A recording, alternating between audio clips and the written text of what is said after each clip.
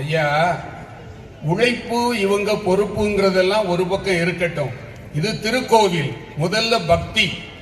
நீங்க நினைத்து பாருங்க, பக்தி என்பது உங்களை சார்ந்தது, சைவம் வளர்த்த மரபு.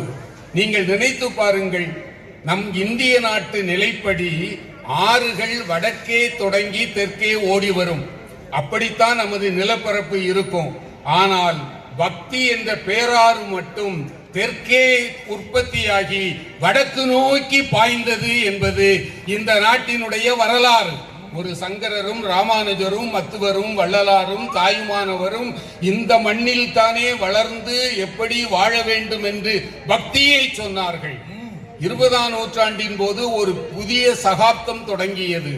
ஸ்ரீ ராமகிருஷ்ண பரமஹம்சரும் விவேகானந்தரும் ஒரு புதிய தர்மத்தை, இயக்கத்தை இந்த மண்ணிற்கு தந்தார்கள். ஒன்று, விவேகானந்தருடைய இயற்பெயர் நரேந்திரன். ஆனால் அந்த பெயரை முதல்ல வைக்க விரும்பல. அவருடைய தாத்தாவுக்கு பெயர் துர்கா சரணர். விவேகானந்தருக்கு பெயர் சூட்டு விழா. அவங்க அப்பாவுக்கு, விவேகானந்தருடைய அப்பாவுக்கு தன் தந்தையின் பெயரை வைக்கணும்னு ஆசை. துர்கா சரணர் என்று பெயர் வைப்போம். நாங்க அந்த பாட்டி ஓடி வந்தாங்க, நீங்க என்ன பேரை வேணாலும் வைங்க, அந்த பாவி மனுஷனுக்கு பேரை மட்டும் வைக்காதீங்க. ஏன்? உண்மைதான். ஏன்னு கேட்டா, திருமணமாகி ஒரு வருஷத்திலேயே அவர் துறவியா போயிட்டார்.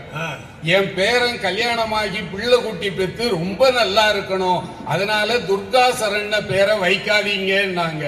அதனால வைத்த பெயர் தான் நரேந்திரன்.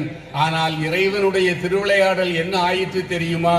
தாத்தாவாவது கல்யாணம் பண்ணி ஒரு ஆண்டு ஒரு குழந்தையை பெற்ற பிறகு துறவியா போனார். இந்த மனிதர் துறவியாக போனது மட்டுமல்ல, ராமகிருஷ்ண இயக்கத்தை உருவாக்கி இன்றும் ஆயிரக்கணக்கான இளைஞர்களை துறவியாக ஆக்கி கொண்டு இருக்கிறார் என்றால் இறைவனுடைய திருவுள்ளம் என்பது வேறு. இந்த ராமகிருஷ்ண இயக்கம் எவ்வளவு அற்புதமான செயல்களை இந்த மண்ணில் செய்து கொண்டிருக்கிறது என்று பாருங்கள்.